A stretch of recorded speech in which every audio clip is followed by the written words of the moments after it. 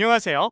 교수님, 간단하게 소개 부탁드려도 될까요? 네, 안녕하세요. 저는 독일어과의 미디어와 독일기행 수업을 담당하고 있는 강채희라고 합니다. PBL을 적용한 과목에 대해 간단한 소개 부탁드립니다. 네, 미디어와 독일기행의 가장 큰 특징은 학생들이 매주 독일과 관련된 콘텐츠를 제작한다는 점인데요.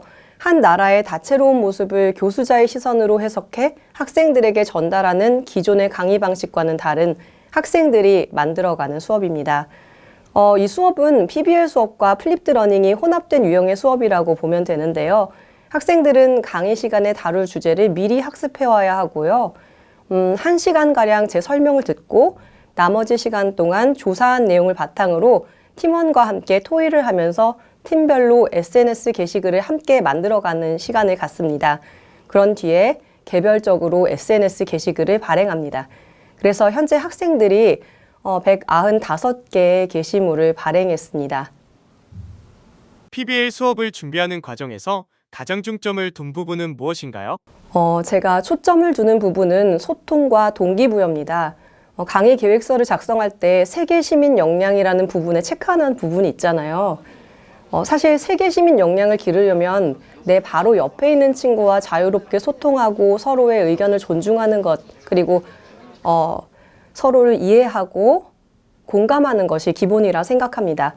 그래서 원만한 팀 활동을 위해서 학생들의 학습 스타일을 검사한 뒤 팀을 구성했고요. 그리고 매주 학생들이 과제를 제출하면서 최선을 다해서 꼼꼼하게 피드백을 제공하고 있습니다. 그리고 동기부여가 될 수 있도록 학생들의 강점과 약점을 잘 살피고 지난주, 지난달에 비해서 어떤 발전을 했는지에 대한 피드백도 제공하고 있습니다. 경쟁이라는 외적 동기보다는 매일 거듭되는 발전을 발견하게 함으로써 자기 효능감을 느낄 수 있도록 돕는 것이죠. PBL 수업을 진행하면서 가장 큰 도전은 무엇이었나요? 네. 분명 과목마다 PBL 수업에서 제시하는 문제의 성격이 다르겠지만 미디어와 독일 기행과 같은 경우에는 독일 문화가 지나치게 광범위하다 보니 어떤 문제 상황을 제시하기가 어려웠습니다. 그래서 고민 끝에 심플하게 학생들에게 매주 미니 콘텐츠 발행을 하도록 했는데요. 이러한 광범위한 문제를 제시하더라도 학생들이 자신이 학습해온 내용을 공유하면서 함께 방향성을 찾아간다는 것이 인상 깊었습니다. 그리고 피드백을 매주 해야 된다는 점이 굉장히 힘들었습니다. 물론 그게 어려울 수 있지만 학생들이 그 다음 주에 해온 과제에 언급하는 내용들을 보면 힘들어도 하게 됩니다.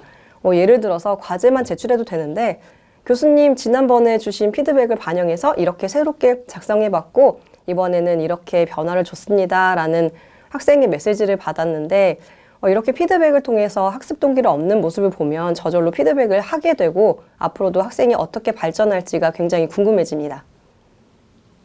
학생들이 PBL 수업에 어떻게 반응했나요?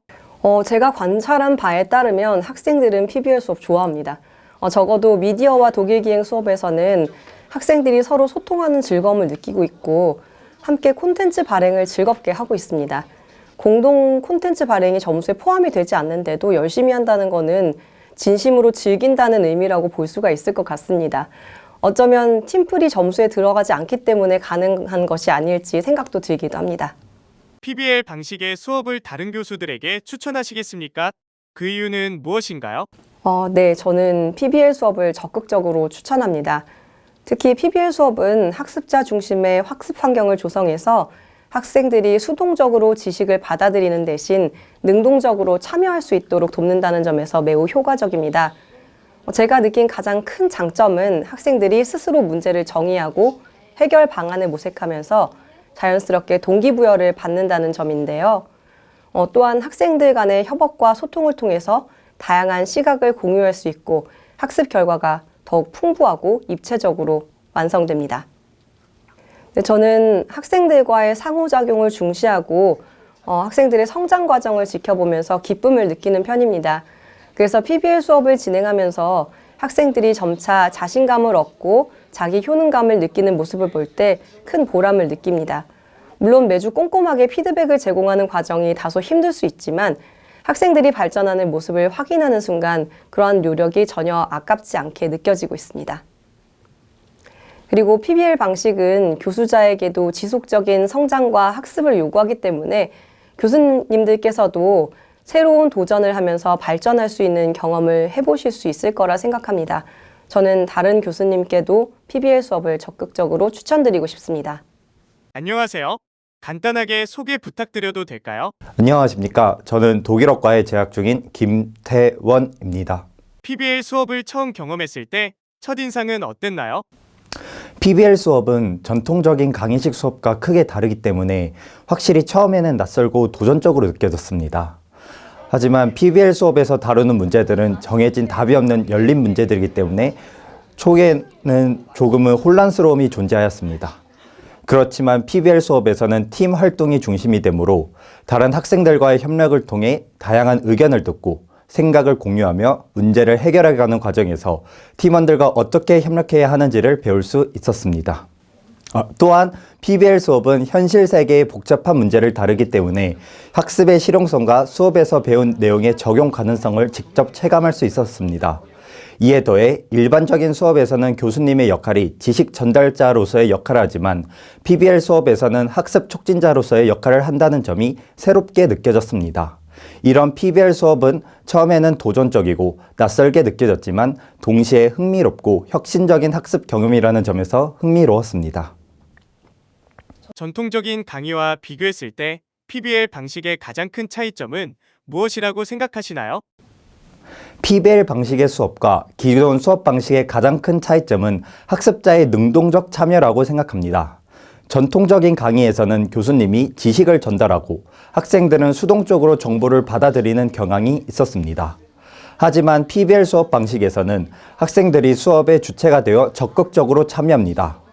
PBL 수업 방식에서 학생들은 수동적으로 정보를 받아들이는 것이 아닌 스스로 학습 목표를 설정하고 필요한 정보를 찾아 문제를 해결해 나가는 과정을 거치게 됩니다. 이를 통해 학생들은 자기주도 학습 능력을 크게 향상시킬 수 있었고 또한 팀원들과의 협동과 협력 속에서 팀워크와 의사소통 능력을 향상시킬 수 있었습니다. PBL 수업을 통해 얻은 가장 큰 성과는 무엇인가요? PBL 수업을 통해 얻은 가장 큰 성과는 협동학습 역량의 강화입니다. PBL은 대부분 팀 프로젝트로 진행되므로 팀원들과의 협동 능력이 크게 향상되었습니다. 또한 팀원들과 협력하여 문제를 해결하는 과정에서 의사소통 능력, 리더십, 팀워크 등의 사회적 능력을 함양할 수 있었습니다. 이에 더해 문제 해결 능력 또한 향상시킬 수 있었습니다.